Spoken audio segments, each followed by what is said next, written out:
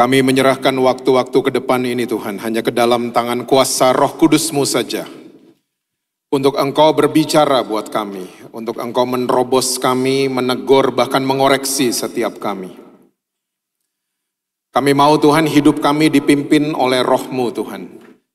Kami mau tunduk akan firman-Mu. Mari sekali lagi Tuhan, koreksi setiap kami, tegur setiap kami. Kami mau Tuhan kami keluar dari ruangan ini, kami menjadi pelaku-pelaku firman-Mu, bahkan kami mengalami perjumpaan pribadi dengan Tuhan Yesus.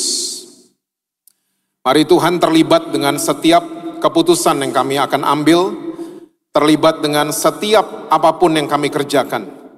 Kami percaya Tuhan, walaupun di tengah badai, walaupun di tengah masalah, kami akan melihat kemenangan demi kemenangan yang datangnya daripada Tuhan.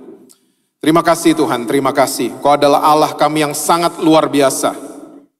Saat ini mari Roh Kudus Engkau ambil alih, pimpin setiap kami kepada segala kebenaran-Mu. Kami siap mendengar saat ini hanya di dalam satu nama yang berkuasa, yaitu nama Tuhan Yesus Kristus. Amin. Amin. Silakan duduk. Saudara mau berdiri juga boleh. Boleh kasih tepuk tangan buat worship leader, singers, dan para musicians. Shalom saudara semua. Apa kabar saudara? Semua masih percaya Yesus? Jangan sampai enggak itu ya.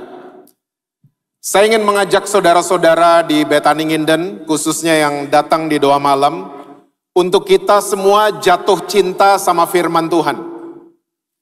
Jangan cuman dengerin firman Tuhan di saat-saat kebaktian, tapi mulai jatuh cinta. Ya, dan jangan pernah baca Alkitab karena ketakutan. Ya, baca, wah nanti Tuhan marah, nanti begini, nanti kita akan ya kena masalah dan lain sebagainya. Tapi baca firman Tuhan itu karena lapar dan haus. Karena kita semua juga tahu bahwa kita nggak bisa hidup tanpa makanan jasmani. Nah, ini adalah makanan rohani. So, sekali lagi saya ingin mengajak saudara-saudara untuk kita jatuh cinta sama firman Tuhan. Membaca itu karena lapar dan haus, bukan karena ketakutan dihukum sama Tuhan. Tapi membaca firman Tuhan karena jatuh cinta sama pribadi yang namanya Tuhan Yesus. Nah, saya ingin mempermudah saudara-saudara dalam kita semua membaca firman Tuhan. Karena kita kalau nonton film, biasanya di film itu ada benang merah. Dan kalau kita kehilangan benang merah, biasanya kita nggak akan ngerti film itu juntrungannya mau kemana. Kita nggak akan ngerti tujuan film itu dibuat itu kenapa. Kalau kita nggak ngerti benang merahnya. Nah, firman Tuhan juga sama. Firman Tuhan itu ada benang merahnya. Makanya saudara mesti tahu bahwa kita kalau membaca firman Tuhan itu harus secara naratif. Karena Alkitab saudara dan saya ada 4 narasi di dalamnya. Ini yang saya sebut dengan benang merah. Ada 4 narasi. Yang pertama namanya adalah penciptaan. Yang kedua namanya adalah kejatuhan manusia dalam dosa. Yang ketiga namanya adalah penebusan oleh Yesus Kristus. Lalu yang keempat namanya adalah pemulihan dan pemerintahan. Bahwa saudara dan saya satu hari nanti kita akan memerintah bersama-sama dengan Tuhan Yesus. Nah, kalau kita dapat ini benang merah, 4 narasi ini, kita nggak akan goreng-goreng ayat sembarangan. Kita nggak akan mempergunakan ayat di luar konteks. Kita akan tahu nyambungnya itu gimana. Dan itu akan menyenangkan dalam kita membaca firman Tuhan. Nah, oleh sebab itu malam hari ini saya ingin mengajak saudara untuk kita kembali melihat proses penciptaan. Ya, kenapa saudara dan saya itu ada di muka bumi ini. Nah, kalau saudara senang judul khotbah saya malam hari ini adalah pekerjaan baik. Ya, saya ulang, pekerjaan baik. Ya, tolong ingat itu baik-baik. Nah, kita akan lihat sama-sama Kejadian pasal yang pertama, ayatnya yang ke-26 dan ayatnya yang ke-28. Kejadian pasal yang pertama, ayat yang ke-26 dulu. Berfirmanlah Allah, baiklah kita menjadikan manusia menurut gambar dan rupa kita, supaya mereka berkuasa atas ikan-ikan di laut dan burung-burung di udara, dan atas ternak, dan atas seluruh bumi, dan atas segala binatang melata yang merayap di bumi. Nah, ternyata dari proses penciptaan, ternyata surga itu sudah memberikan paket. Saya punya istilah hukum sebab akibat. Ya, kita semua tahu karena kita sampai hari ini di planet bumi, kita selalu hidup dengan hukum sebab akibat. Nah, ternyata di proses penciptaan, ini sudah ada hukum ini, yang namanya hukum sebab akibat. Jelas sekali di ayat ke-26 dicatat bahwa kita diciptakan menurut gambar dan rupanya pencipta kita. Kita diciptakan menurut gambar dan rupanya Tuhan. Jadi ini adalah sebab yang berakibat kita akan punya kuasa. Saudara jangan berpikir kuasa ini kita jadi kayak superhero, tidak. Tapi kuasa di sini berbicara tentang influence, pengaruh. Oke? Jadi kata influencer hari-hari ini kita sering dengar ya. Itu ternyata udah bahasa Alkitab banget. Dari proses penciptaan saudara dan saya didesain untuk kita menginfluence, punya pengaruh di planet bumi ini. Nah, sekarang orang mulai jadi influencer bikin yang enggak-enggak. Saudara pernah nonton ada orang di YouTube ya, dia cuma diem 2 jam. Viewersnya jutaan. Oh, nggak pernah nonton ya? Ya, itu di Jakarta rame banget, dia cuma diem 2 jam. Viewersnya itu bisa jutaan. Nah, sekali lagi banyak orang sekarang pengen punya pengaruh dengan cara yang enggak-enggak. Nah, ternyata saudara dan saya sudah didesain dari awal untuk kita nih punya sebab, namanya adalah keserupaan dengan Tuhan, yang berakibat kita akan punya pengaruh. Jangan dibolak-balik. Karena hari ini saya ketemu banyak orang Kristen di Bethany Nginden nggak ada. Yang mereka kejar adalah pengaruh, posisi, kedudukan, ya, kekuasaan dan lain sebagainya. Tapi mereka lupa jadi serupa dengan Kristus. Makanya keserupaan dengan Kristus harus sepaket dengan pengaruh. Dan sama juga sebaliknya, pengaruh harus sepaket dengan keserupaan dengan Kristus. Karena waktu kita cuma mengejar keserupaan dengan Kristus, tanpa pengaruh, kita akan jadi eksklusif. Bisa jadi kumpulan sekte tiba-tiba. Karena kita nggak peduli sama planet bumi. Nah, pengaruh tanpa keserupaan dengan Kristus, kesombongan terjadi. Kita merasa ini jasa saya, ini kerja keras saya, ini hasil usaha saya, dan seterusnya. Jadi ini adalah hukum sebab akibat, satu paket yang tidak bisa dipisahkan. Oke? Ayat 28 sekarang, saya mau bacakan buat saudara. Kejadian 1 ayat yang ke-28. Allah memberkati mereka, lalu Allah berfirman kepada mereka, beranak cuculah. Dan bertambah banyak, penuhilah bumi dan taklukkanlah itu. Berkuasalah atas ikan-ikan di laut dan burung-burung di udara dan atas segala binatang yang merayap di bumi. Hukum sebab akibat muncul lagi di ayat 28. Ada paket lain yang muncul di ayat 28. Berkat itu sebab. Akibatnya kita akan penuhi bumi, beranak cucu, menaklukkan planet yang namanya bumi. Jadi luar biasa, ternyata Adam dan Hawa diberkati saat mereka tidak tahu pelayanan itu apa. Betul apa betul? Adam dan Hawa diberkati saat mereka nggak tahu perpuluhan itu apa, mereka nggak tahu mission trip itu apa, mereka nggak tahu worship leader itu apa, mereka nggak tahu bawain firman itu apa, tapi sudah diberkati sama Tuhan. Jadi ternyata posisi berkat itu ada di sebab, bukan akibat.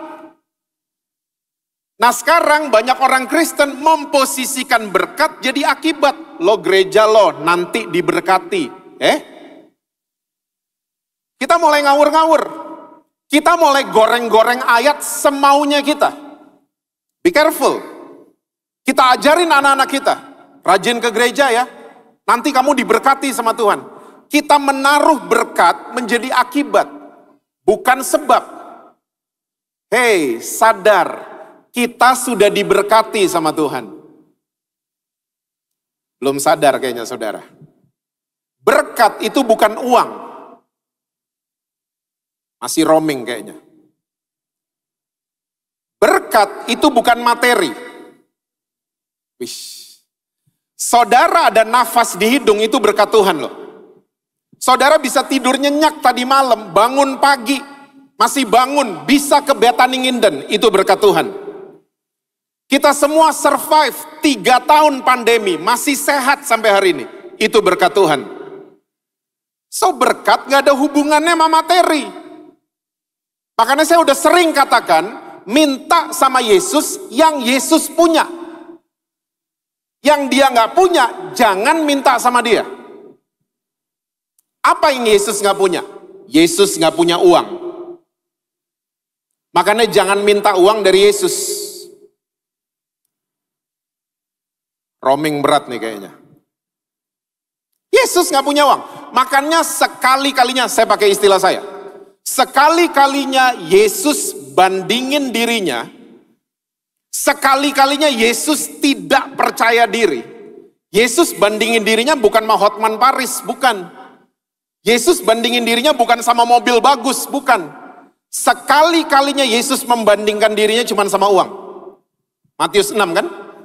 Gak ada hamba yang bisa berbakti sama 2 tuan. Dia akan sayang sama yang satu, benci sama yang satu. Karena Yesus gak punya uang. Makanya kita mesti memposisikan uang dengan tepat. Nah selama ini yang saya lihat orang-orang Kristen, Betaninginden gak ada. Uang jadi tuan, Yesus jadi ban serep. Uangnya nggak ada, ban serep baru dicari. Ini salah positioning. Seharusnya positioning yang tepat adalah Yesus itu tuan, uang itu hamba. Karena uang adalah, dengerin baik-baik, uang adalah tuan yang jahat, tapi dia adalah hamba yang baik. Yesus itu adalah tuan yang luar biasa. Makanya angkat Yesus jadi tuan, uang jadi hamba. Jangan dibolak-balik. Dan minta sama Yesus yang Yesus punya. Apa yang Yesus punya?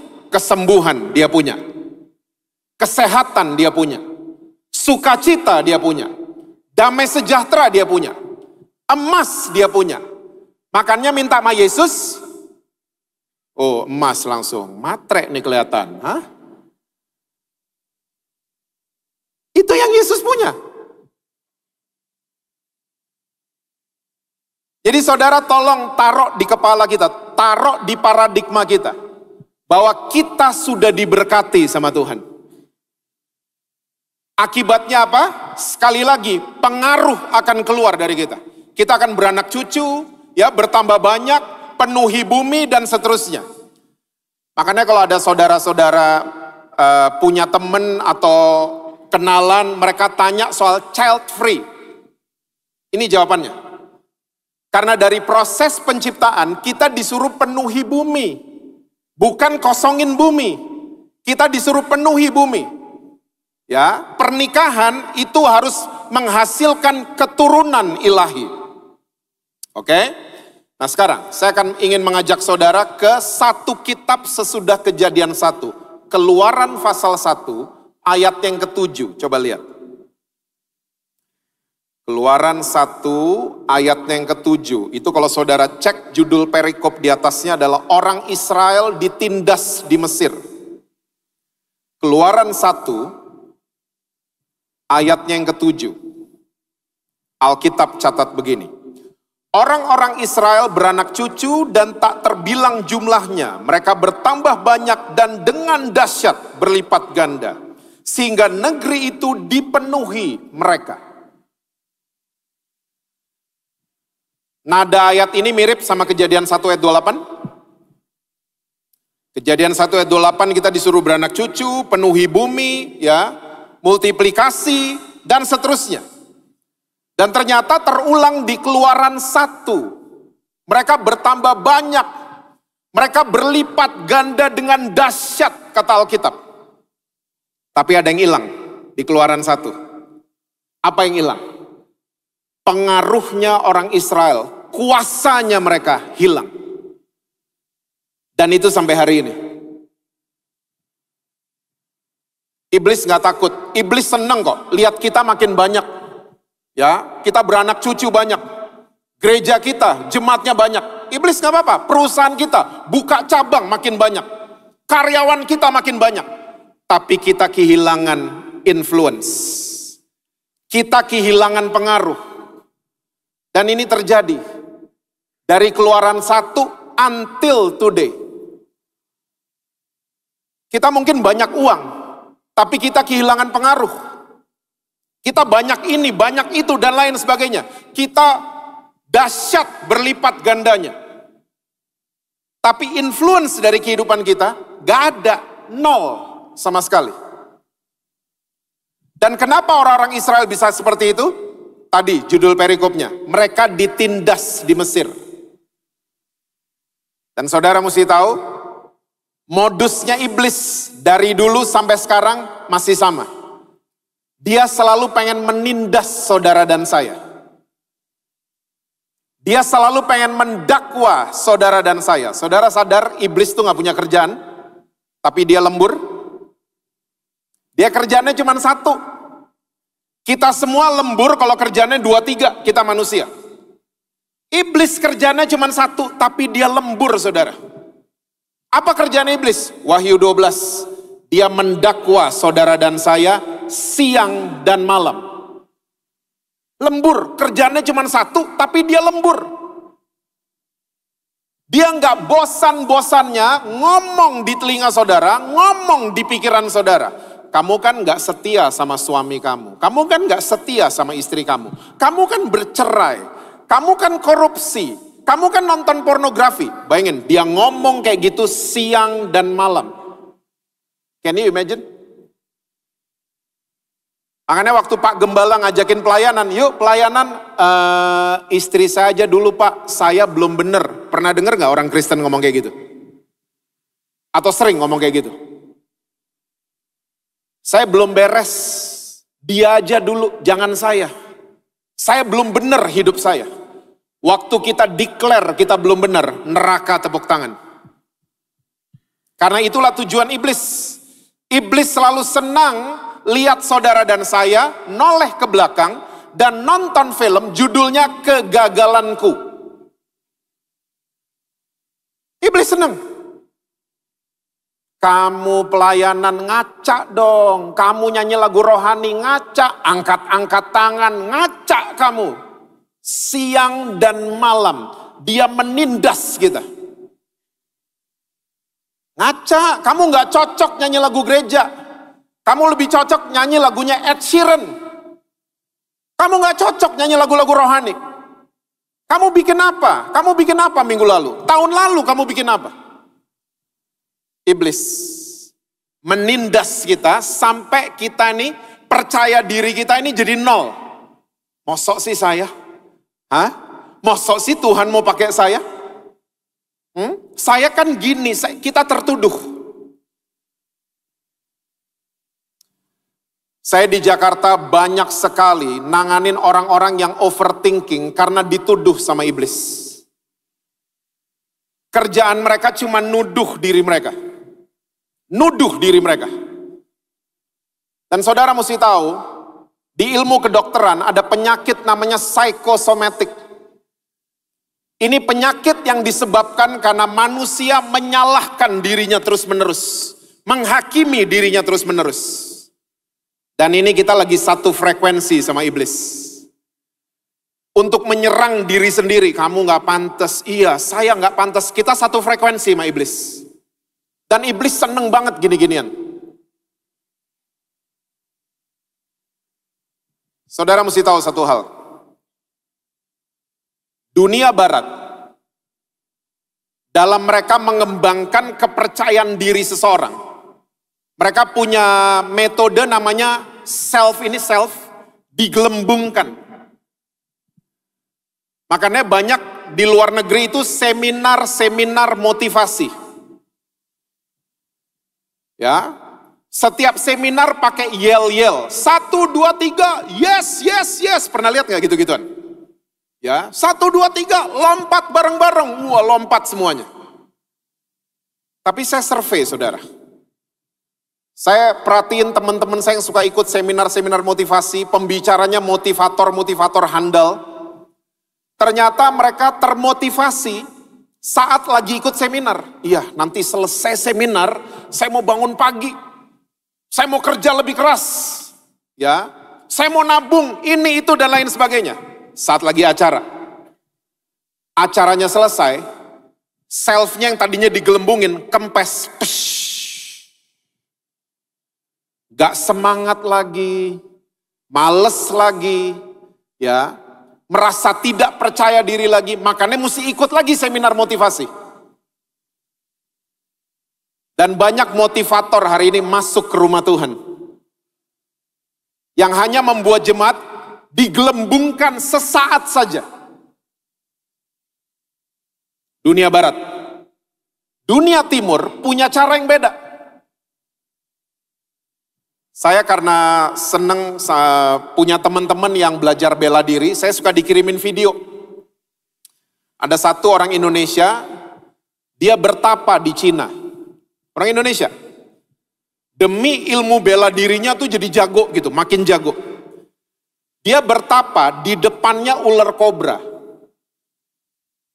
Nah, kalau dia gerak dikit aja, dia pegel mungkin lehernya, ular kobra tuh nggak bisa lihat objek bergerak. Langsung diserang. Nah, dia harus diem. Karena metode Timur untuk diri sendiri itu harus dimatikan. Self itu mesti dimatikan. Jadi orang yang bertapa ini depan ular kobra, wih, dia pakai kaos tangan hari-hari pertama. Ya, seminggu kemudian, 2 minggu kemudian dia lepas kaos tangan karena dua-duanya bisa diem sama-sama. Gak dipatok sama, gak diserang sama kobranya. Dia berhasil mematikan self. India, karena saya setengah India, saya tahu. Orang India banyak yang klenik-klenik. Bertapa di goa berbulan-bulan sampai bertahun-tahun. Masuk rambutnya pendek, masih warna hitam, rambutnya keluar udah gondrong, brewokan, ubanan. Mengosongkan diri, mematikan self. Roh ini datang, nenek moyang datang, dan lain sebagainya. Dunia Timur. Apa yang Alkitab ajarkan buat kita? Gelembungin self, matikan self. Yang Alkitab ajarkan buat saudara dan saya, deny yourself. Sangkal dirimu kalau mau ikut Yesus. Deny. Diganti suasana hati, suasana pikiran, diganti dengan pemerintahan Kristus. Ini orang menyangkal. Dia sangkal dirinya. Nah, seringkali kita orang Kristen, kita salah-salahin iblis. Saya udah bilang tadi. Tanpa kita sadari ternyata kita kerjasama sama iblis. Kita bangun landasan supaya dia mendarat, memerintah di kepala kita. Makanya Alkitab ngomong gini, kamu kalau marah jangan bikin dosa. Saya dari dulu nggak ngerti. Maksudnya apa ya? Marah tapi nggak boleh bikin dosa. Kamu boleh marah, batasnya apa? Sunset, matahari terbenam. Ya, jadi orang-orang Eropa kalau marah lebih lama dari kita orang Indonesia. Karena mereka matahari terbenam jam 9:30 malam. Orang Indonesia lebih cepat, jam 6 sore kita udah harus berhenti marah kita. Nah, kalau marah kita diterusin, itu namanya kita lagi bangun landasan supaya iblis mendarat. Namanya roh amarah. Dia mendarat. Dan ternyata seringkali kita nggak bangun landasan doang, kita bangun terminal 1, terminal 2. Bukan roh amarah aja yang mendarat, besoknya roh balas dendam mendarat. Roh kepahitan mendarat, semua teman-temannya mendarat semua. Siapa yang menguasai? Iblis akhirnya menindas kita. Makanya jelas Tuhan ngomong gini sama Kain, Kain, hati-hati, dosa sudah ngintip di depan pintu. Kamu harus bisa menguasainya. Kalau tidak, kamu yang dikuasai sama dosa. Jadi saya mau yakinkan saudara-saudara di doa malam Bethany Nginden. Tergoda itu normal. Betul apa betul? Hah? Saudara pernah tergoda? Saya pernah tergoda. Dan tergoda itu normal. Kita buka Facebook, ada mantan SMA tiba-tiba muncul. Tek. Ih, ganteng ya sekarang. Beda sama monster di rumah satu ini. Dia ganteng loh. Wih, punya jabatan. Tergoda. Tergoda normal. Tapi jangan bangun landasan roh perzinahan mendarat. Dosa sudah ngintip di depan pintu, hati-hati. Kita harus bisa menguasainya. Kalau tidak, kita yang akan dikuasai sama dosa. Ini maksudnya. Seringkali tanpa kita sadari, kita kerjasama sama iblis. Kita bangun terminal-terminal untuk dia mendarat dan teman-temannya. Makanya sekali lagi Alkitab catat. Alkitab ajarkan buat kita semua. Deny yourself. Sangkal dirimu. Petrus menyangkal. Nyangkal itu artinya, ya, kita tidak mengakui keadaan yang sesungguhnya. Itu orang menyangkal. Nah, Petrus dibuatnya negatif kan? Dia menyangkal dengan, dia bilang dia nggak kenal sama Yesus, padahal dia kenal. Nah, menyangkal diri yang positif dibalik dong semuanya.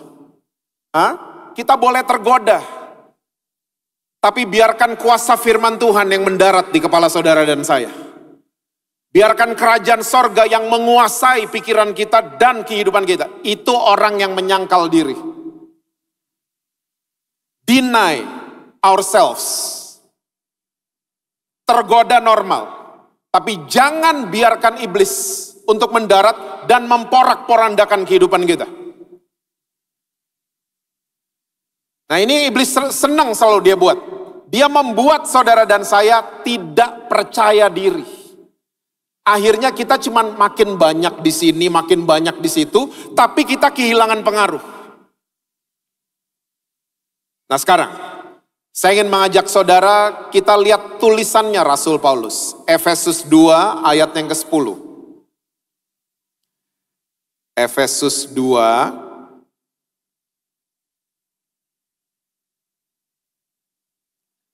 ayatnya yang ke-10. Saudara masih ingat judul khotbah malam hari ini apa? Pekerjaan baik. Ini bahasanya Rasul Paulus sebenarnya mirip sama Kejadian 1. Tapi ini versinya Rasul Paulus. Ya. Karena kita ini buatan Allah, diciptakan dalam Kristus Yesus untuk melakukan apa saudara? Pekerjaan baik. Yang dipersiapkan Allah sebelumnya. Ia mau, ini maksudnya Tuhan mau, supaya kita hidup di dalamnya. Oke? Jadi ini bahasanya, istilahnya Rasul Paulus. Dia lagi bicara soal kasih karunia Allah. Tiba-tiba ayat 10, dia tulis ini buat gereja di Efesus. Karena kita ini buatan Allah, diciptakan dalam Kristus Yesus untuk melakukan pekerjaan baik. Stop dulu sampai di situ. Nah, kita nih orang-orang Indonesia, kalau baca ayat ini, kita selalu berpikir pekerjaan baik itu nganterin orang, buka rumah kita buat FA, kita ngasih makan orang, kita mikirnya begitu, pekerjaan baik. Tapi kalau saudara lihat kalimatnya Rasul Paulus, ini ternyata bukan pekerjaan baik biasa. Karena saudara harus tahu, saya udah selama 27 tahun, saya selalu mengatakan kalimat-kalimat ini. Untuk kita kalau baca firman Tuhan bahasa Indonesia, tolong cross-check ke King James Version. Tolong. Karena kenapa? Karena Alkitab bahasa Indonesia, terjemahannya tuh banyak yang lemah. Tolong jangan salah tangkap Bethany Nginden. Firman Tuhan gak salah. Ya, bahasa Indonesia yang banyak kelemahannya. Apa kelemahan bahasa Indonesia? Kosakata kita terlalu sedikit.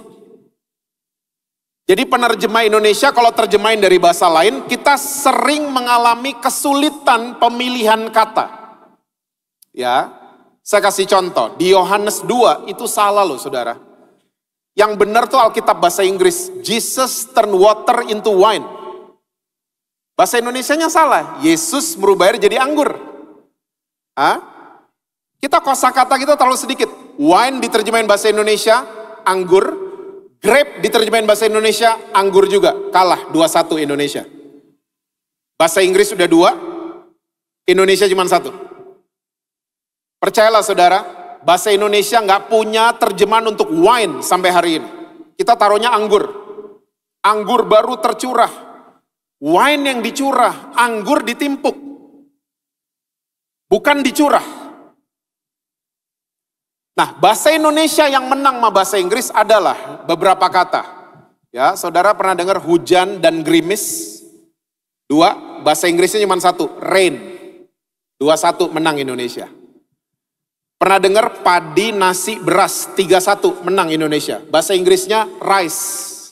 Ini doang yang kita menang. Yang lain kita kalah. Pork, pig, swine. Bahasa Indonesia cuma 1, babi. Kita kalah selalu.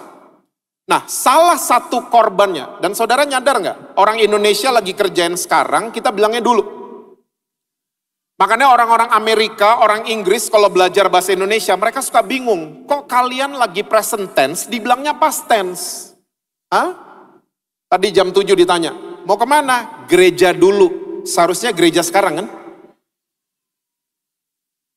Mandi dulu. Semua yang present tense kita bilangnya past tense. Makan dulu, ngantor dulu, semua kita bilangnya dulu. Nah, salah satu korbannya adalah ayat ini. Pekerjaan baik ini tidak pas ada di ayat ini.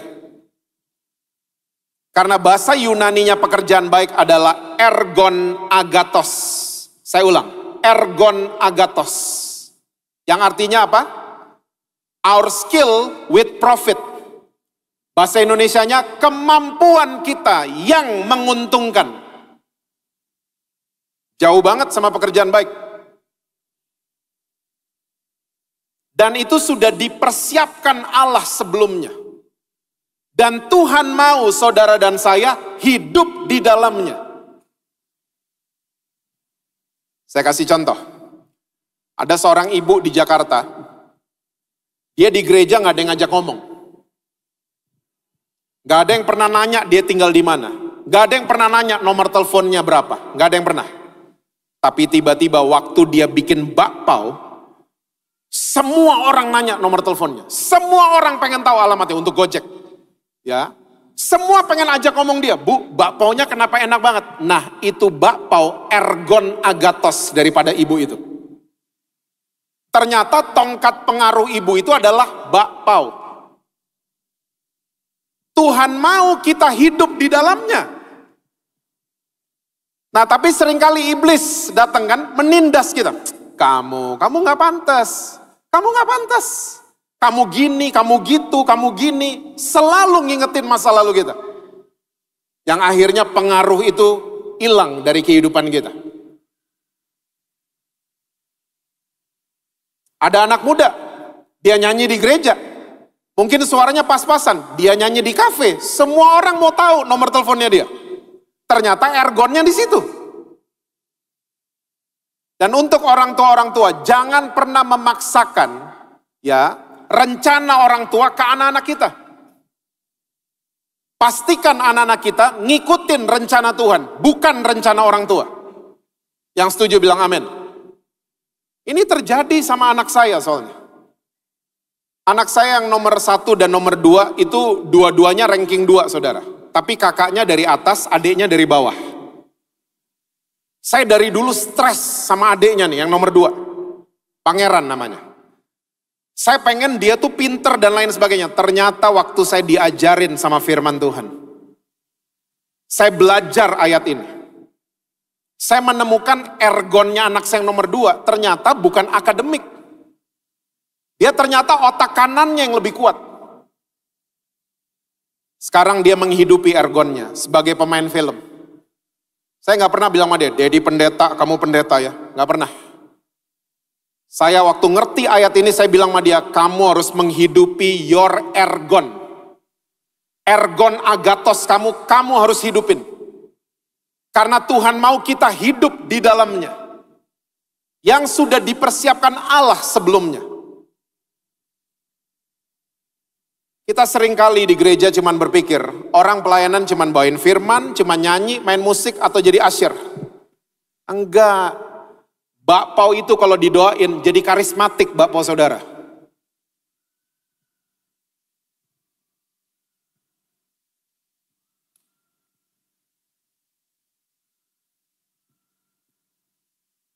Waktu kita sudah mengerti kekuatan kita di mana.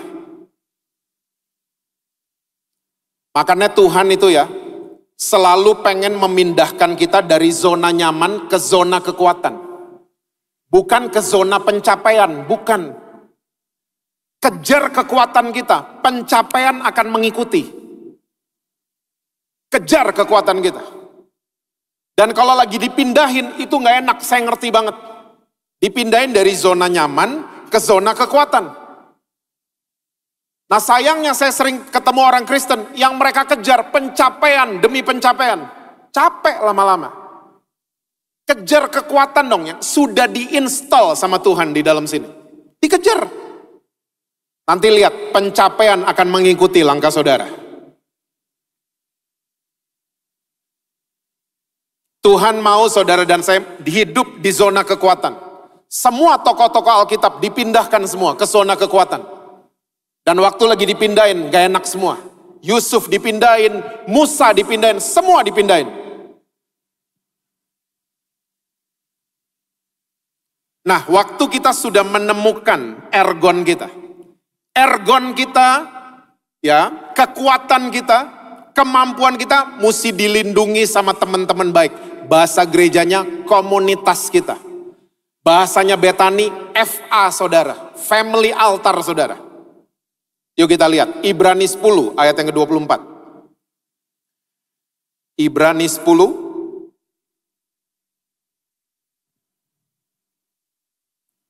ayatnya yang ke-24. Dan marilah kita saling memperhatikan supaya kita saling mendorong dalam apa saudara? Kasih. Dan dalam apa saudara? Ergon agatos. Ini ayat lagi bicara tentang hubungan saling. Ya. Ayat ini lagi berbicara tentang gaya hidup berkomunitas. Nah, waktu saudara jago bikin bakpao, family altar saudara mesti bilang, bakpao kamu enak. Nah, itu validasi. Dan semua anggotanya mesti mendorong. Kamu jago di situ, kamu masak tuh jago, kamu nulis lagu tuh jago. Mesti begitu. Hidup berkomunitas mesti begitu, karena Alkitab sudah pesan buat kita. Kita harus saling mendorong dalam kasih dan dalam pekerjaan baik. Ergon agatos.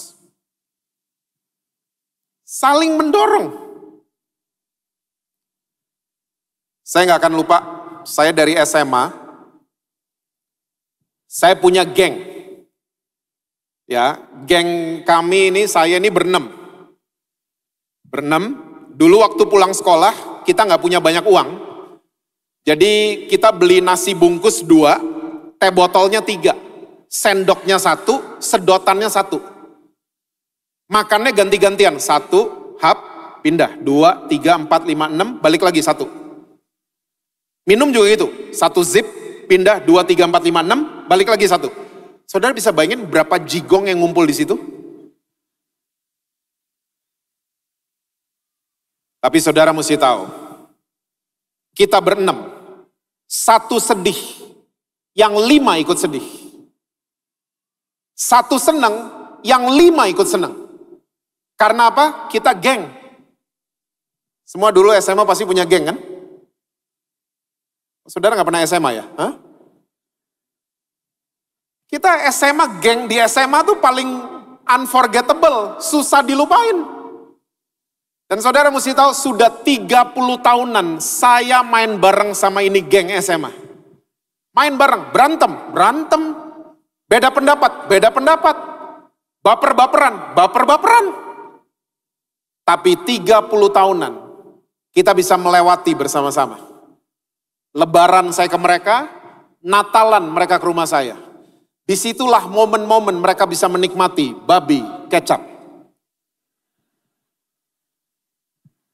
Selalu belaga nggak tahu, ini sambal goreng ati aja. Hukumnya kalau nggak tahu nggak apa-apa kan. 30 tahunan nggak tahu terus.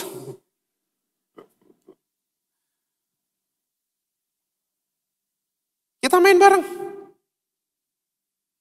Di WhatsApp grup, kalau mereka salah satu dari mereka, tanggal sekian ketemu yuk. Wih, semua looking forward. Semua ngatur gimana nih jam gini, meetingnya digeser-geser semua. Untuk bisa ketemu mereka. Dan mereka selalu nunggu saya. Mereka manggil saya, Pak Pendeta, ada khotbah nggak hari itu? Kalau ada kita tungguin. Bayangin. Semua looking forward kalau ketemu. Nah saya suka ngiri sama gini-ginian. Kok nggak ada ginian di gereja? Kok nggak ada? Gereja satu jatuh, yang lain seneng. Diomongin nih orang, sampai se-Indonesia tahu. Satu seneng, yang lain iri hati. Gereja, betaningin dan nggak ada. Saya suka bingung, kok gereja kayak begini? Sementara geng SMA beda. There is no gang in the church. Tidak ada geng di dalam gereja. Yang goes-goes pasti ngerti lah. Anak goes tuh satu jatuh, yang lain berhenti, nolongin yang jatuh. Gak ada ditinggal-tinggal, gak ada. Terus diomongin gitu, wah dia jatuh segala macam. Gak ada, ditolongin. Yang berprestasi tiba-tiba speednya lebih cepat, ditraktir. Itu anak-anak sepeda. Saya suka bingung, kok nggak ada ginian ya di gereja? Kok nggak ada? Kita nggak saling mendorong dalam kasih dan dalam pekerjaan baik.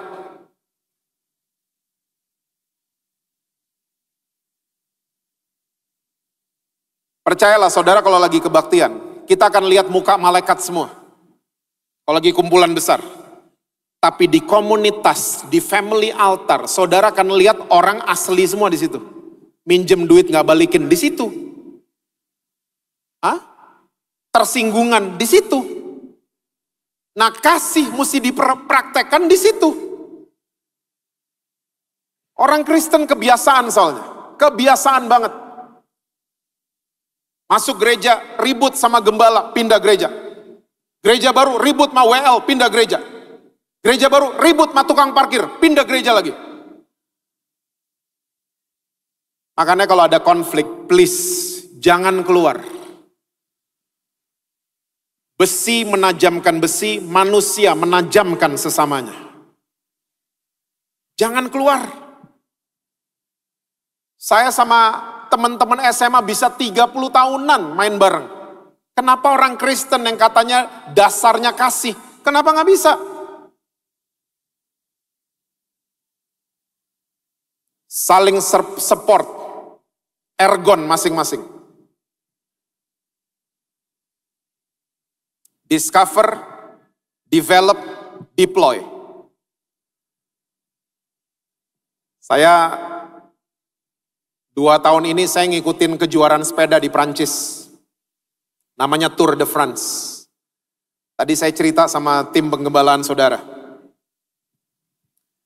Juara Tour de France 2 tahun berturut-turut adalah pembalap dari Denmark. Timnya tim Belanda, Jumbo-Visma.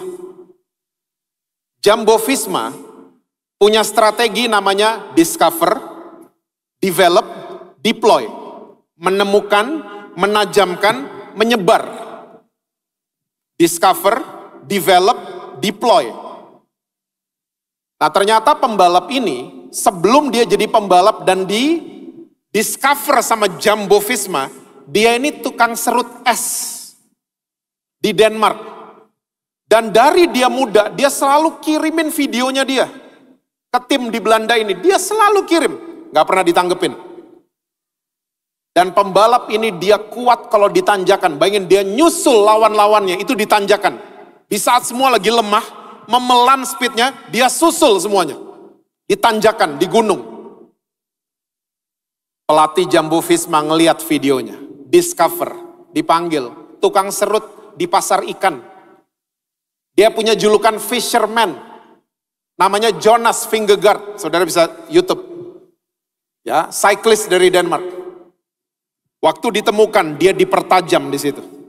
Develop. Dan dia dilepas, deploy. Jadi juara back to back Tour de France. Tukang serut tadinya. Tukang serut es. Di pasar ikan. Nah, banyak cerita Alkitab juga sama. Kita apalagi kita ditemukan sama Tuhan. Tapi masalahnya kita nggak mau dipertajam. Nggak mau di-develop sama Tuhan. Kita selalu membiarkan iblis menjajah kita. Kamu nggak pantas, kamu nggak pantas. Makanya deny ourselves. Sangkal diri, ganti suasana hati kita. Ganti suasana pikiran kita. Dengan kuasa firman Tuhan. Saya percaya pengaruh akan terjadi dari kehidupan saudara-saudara. Ini bayangin ada berapa ratus malam hari ini. Saudara kuat dalam ergon saudara. Saudara kuat dengan kemampuan saudara. Itulah tongkat pengaruh saudara. Saya percaya satu hari nanti kota Surabaya, langitnya akan terbuka dan kemuliaan Tuhan turun di kota ini. Karena ada saudara-saudara. Itu tim sepeda. Gimana kalau kita anak-anak Tuhan? Saya menemukan yang sama di anak saya yang nomor 2. Ya, discover, develop, deploy. Sebelum pandemi saya ngelihat dia udah siap. Oke, kamu mau terima tawaran main film? Silahkan. Kemarin dia baru selesai syuting, saudara. Sebelum syuting dia kasih tahu saya, Dad, ini ada tawaran film horor. Gimana, Dad? Coba lihat ceritanya. Kalau ujung-ujungnya Tuhan menang, ambil aja, saya bilang. Film horor gitu kan, setannya ngeri, ujung-ujungnya kalah sama perjamuan, kalah sama salib gitu kan. Kalau gitu ujungnya ambil aja. Dia lihat-lihat, iya Dad, Tuhan menang ujungnya, ambil aja. Ternyata saat syuting horor itu semua pemainnya anak Tuhan Yesus semua. Jadi sebelum syuting horor, setiap memulai syuting, mereka doa dulu. Keren banget. Ya, saudara, Tuhan mau kita nih punya pengaruh dimanapun kita berada. Ya, saya percaya lewat saudara-saudara. Bukan cuman banyak doang, tapi saudara punya pengaruh buat kota Surabaya. Punya pengaruh buat generasi saudara. Saya percaya satu hari nanti, ya, setiap lutut akan bertelut dan setiap lidah akan mengaku bahwa Yesus Kristus adalah Tuhan dan Juru Selamat. Lewat kehidupan saudara-saudara. Amin. Tuhan berkati saudara-saudara semua. Selalu sukses dengan apapun yang saudara buat. Harmonis di rumah dan rekening bank selalu penuh buat saudara semua.